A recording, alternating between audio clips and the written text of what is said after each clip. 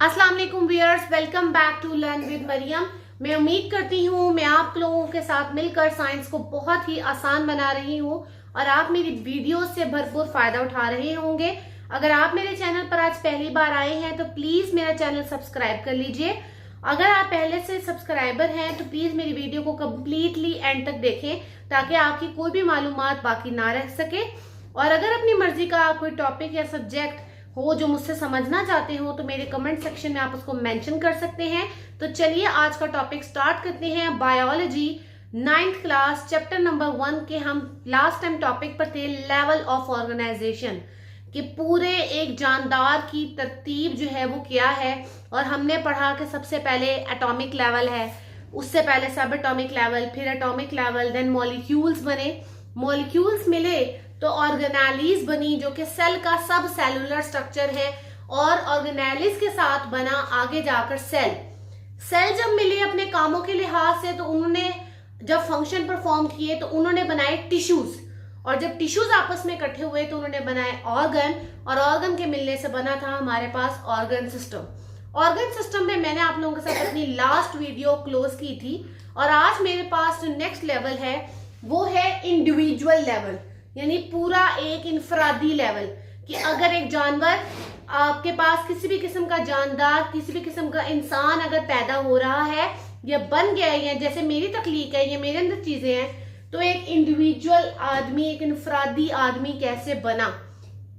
तो जब हमने पढ़ा था कि बहुत सारे ऑर्गन मिलकर ऑर्गन सिस्टम बना रहे हैं, तो जब बहुत सारे सिस्टम्स आपस में इकट्ठे हो जाएंगे तो वो मिलकर बना देंगे एक पूरा इंडिविजुअल, एक पूरा इंफरादी इंसान, पूरा एक इंफरादी जानवर। जैसे मेरे अंदर अब दिमाग का नर्वस सिस्टम है, विजुअल सिस्टम देखने का, हियरिंग सिस्टम अलग है, सांस लेने का रेस्पिरेटरी सिस्टम अलग है, खुराक को हजम करने का डाइजेस्टिव सिस्टम अलग है, दिल से ब्लड की सप्लाई का सर्कुलेटरी सिस्टम अलग है। इसके साथ साथ आगे जाते जाएं तो मेरे पास लिम्फेटिक सिस्टम है, रिप्रोडक्टिव सिस्टम है, वेस्ट मटेरियल को बॉडी से निकालने का मेरे पास एक्सक्रीटरी सिस्टम है। तो बहुत सारे सिस्टम्स जो हैं वो मेरे अंदर इकट्ठे हो गए और उन्होंने इकट्ठे होकर जो है एक लेवल बनाया जिसको नाम देते हैं इंडिविजुअल लेवल का।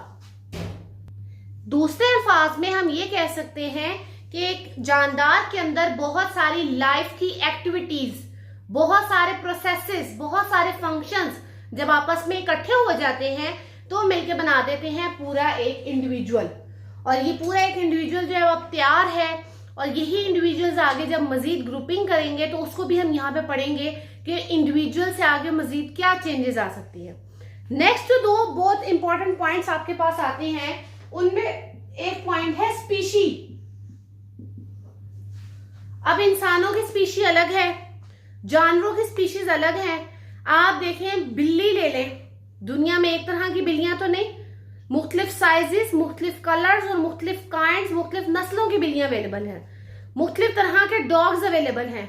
आप गुलाब का एक फूल ले लें, कहने को वो रोज है लेकिन गुलाब के फूल की different kinds, different species available है आपके पास। तो आपके पास वर्ड स्पीशी क्या है, यही इंडिविजुअल्स ही आगे जाके स्पीशीज बनती है इनसे। तो स्पीशीज से मुराद है द ग्रुप ऑफ ऑर्गेनिज्म के जानदारों का एक ऐसा ग्रुप विच लिव टुगेदर, जो आपस में इकट्ठे रहें एट वन प्लेस, एक जगह पर, and that can interbreed with each other, और वो आपस में रिप्रोडक्शन कर सकें, इंटरब्रीड कर सकें, टू प्रोड्यूस फर्टाइल ऑफस्प्रिंग, ताकि वो आगे एक बाआवर नस्ल को पैदा कर सके, ऐसी नस्ल जो मजीद आगे पैदा करने की सलाहियत रखती हो। ठीक है, जैसे कि डंकी है तो मेल और फीमेल डंकी होगा तो आगे नस्ल चलेगी, मेल एंड फीमेल हॉर्स होगा तो आगे नस्ल चलेगी। लेकिन अगर डंकी और फीमेल हॉर्स इनकी नस्ल आगे बने तो उसको कहते हैं म्यूल, खच्चर, जो कि पुराने जमाने में इनके क्रॉस करवाए जाते थे ताकि जो माल गाड़ी पे बहुत ज्यादा सामान लादा जाता था उसमें आसानी हो सके, क्योंकि खच्चर फिजिकली बहुत स्ट्रॉन्ग है लेकिन वो रिप्रोडक्टिवली इस काबिल नहीं है कि उसकी आगे नस्ल चल सके। तो स्पीशीज ऐसा ग्रो है जो आपस में इकट्ठा भी रहेगा, एक जगह पर रिप्रोडक्शन करेगा और ऐसी नस्ल पैदा करेगा जिससे आगे मजीद और नस्ल पैदा हो सके। फिर एक और इम्पोर्टेंट पॉइंट आपके पास आता है, वो है हैबिटेट। हैबिटेट को उर्दू में मस्कन भी कहते हैं। मस्कन से मुराद है ऑर्गेनिज्म कहाँ रहना पसंद करता है? कुछ लोग ठंडे इलाकों में रहते हैं, कुछ लोग गर्म इलाकों में रहते हैं, कुछ बहुत ठंडे बहुत गर्म, कुछ लोग दरमियाने इलाकों में रहते हैं। अब जो शेर है, चीता है, ये जंगल में रहना पसंद करते हैं। मछली है, उसका हैबिटेट है कि वो पानी में रहती है। कुछ परिंदे जो हैं वो दरख्तों पे रहते हैं। तो हर एक का अपना एक हैबिटेट है। The place where an organism live, वो जगह जहां एक जानवर रहता है, उस जगह को कहा जाता है उसका हैबिटेट। अब ये स्पीशीज ये इकट्ठी हो गई, एक जैसी स्पीशीज आपस में मिलेंगी, तो नेक्स्ट हम जिस लेवल पे जाने वाले हैं उस लेवल का नाम है पॉपुलेशन लेवल। तो इस पॉपुलेशन लेवल को हम डिफाइन यूं करेंगे कि जानदारों का एक ऐसा ग्रोह, जानदारों का एक ऐसा ग्रुप, ठीक है, जो कि एक ही स्पीशीज, सेम स्पीशीज से ताल्लुक रखते हो, एक वक्त में एक ही जगह पर आपस में रह रहे हो, वो आपके पास कहलाएगी पॉपुलेशन। जैसे मिनिस्ट्री ऑफ फेडरल गवर्नमेंट जो है आपके पास, फेडरल गवर्नमेंट वेलफेयर, उसके मुताबिक 2010 में तकरीबन पाकिस्तान की आबादी थी 173.5 मिलियन। तो ये आपके पास वो आबादी की अमाउंट बता रहा है कि देखें, इंसानों की आबादी की बात बता रहा है कि एक वक्त में एक ही जगह पर रहने वाली जो स्पीशीज हैं, जब वो आपस में मिलती हैं, एक साथ रहती हैं, तो वो मिलके बन जाती है उनकी पॉपुलेशन। पॉपुलेशन लफ्ज का वजूद कब आया था? कि जब साइंटिस्ट ने स्पीशीज के जानदार जो आपस में रह रहे हैं, उनके आपस में ताल्लुकात को, उनके आपस में इंटरेक्शंस को स्टडी किया, तो आपके पास आए पॉपुलेशन। सी जो नेक्स्ट लेवल हमारे पास है वो है कम्युनिटी। अब आप जैसे अभी तक समझ कर चुके होंगे कि हर छोटा लेवल मिलकर ऊपर से बड़े एक लेवल को बना रहा है, तो अब बहुत सारी पॉपुलेशंस मिलेंगी और पॉपुलेशन मिलकर बनाएंगी कम्युनिटी। कम्युनिटी एक बहुत बिग टर्म है, क्योंकि कम्युनिटी के अंदर बहुत सारी पॉपुलेशंस आ जाती हैं जो आपस में मिलकर एक साथ एक जगह पर इकट्ठी रह रही हैं। जैसे कि आप एक जंगल, फॉरेस्ट को एक कम्युनिटी कह सकते हैं। फॉरेस्ट में एक तरह के दरख्त तो नहीं होंगे, कितनी तरह के दरख्त की स्पीशीज होंगी, उनकी पॉपुलेशन होगी, फिर कितनी तरह के इंसेक्ट्स होंगे, कितनी तरह के जानवर होंगे। आप फर्ज कर ले, फॉरेस्ट में अगर जीब्रा है तो जीब्रा की तादाद एक तो नहीं होगी, उसमें लायंस है एक तो नहीं होगी, तो जितने भी हैं हर एक की पॉपुलेशन इकट्ठी कर लें।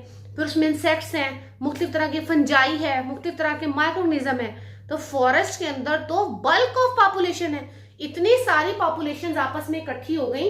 और जब वो पॉपुलेशन आपस में इकट्ठी हो गई तो उन्होंने बनाया कम्युनिटी लेवल, और ये कम्युनिटी आपस में कंबाइन है।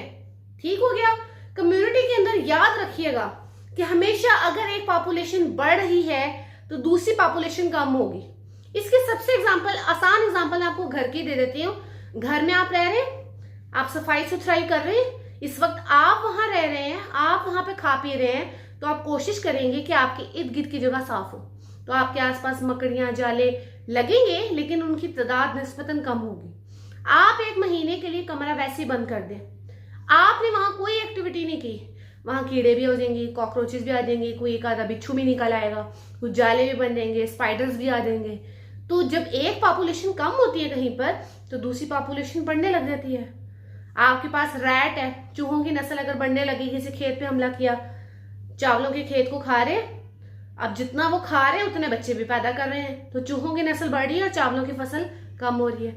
अब एक टाइम आएगा वो खेत बर्बाद कर लिया, खा लिया, पी लिया, खत्म हो गया। अब जब ये चीज यहाँ से खत्म हो गई, अब और क्या खाओगे?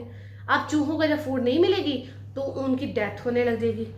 ठीक है, डेथ होगी, चावलों की फसल को खाने वाला नहीं बचा, वो अगेन ग्रो करने लग जाएगी।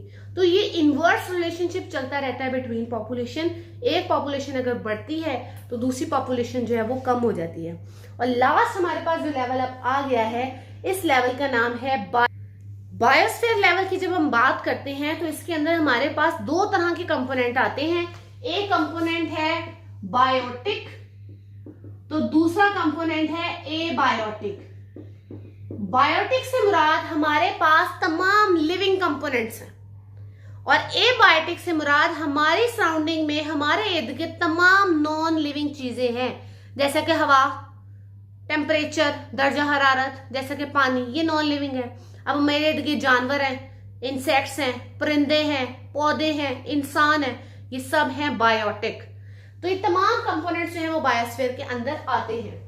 अब बायो का तो मतलब ये पता लग गया कि कोई लिविंग चीज की, जिंदा चीज की बात हो रही है, लेकिन स्फीयर का मतलब होता है प्लेस। तो ऐसी कोई भी प्लेस, ऐसी कोई भी जगह जहां लिविंग ऑर्गेनिज्म मौजूद है अर्थ के जोन में, वो हिस्सा आएगा बायोस्फीयर में। बायोस्फीयर में वो हिस्सा भी शामिल होगा, नॉन लिविंग हिस्सा, जहां पे कोई जिंदा चीज रह रही है, जहां पे एक लिविंग चीज नॉन लिविंग चीज के साथ इंटरेक्शन बना रही है, किसी किस्म का कोई ताल्लुक बना रही है, तो वो हिस्सा भी बायोस्फीयर में आएगा। तो अर्थ पूरी जो है वो जिंदा चीजों से मिलकर नहीं बनी, इसमें नॉन लिविंग कंपोनेंट भी है, लिविंग कंपोनेंट भी है।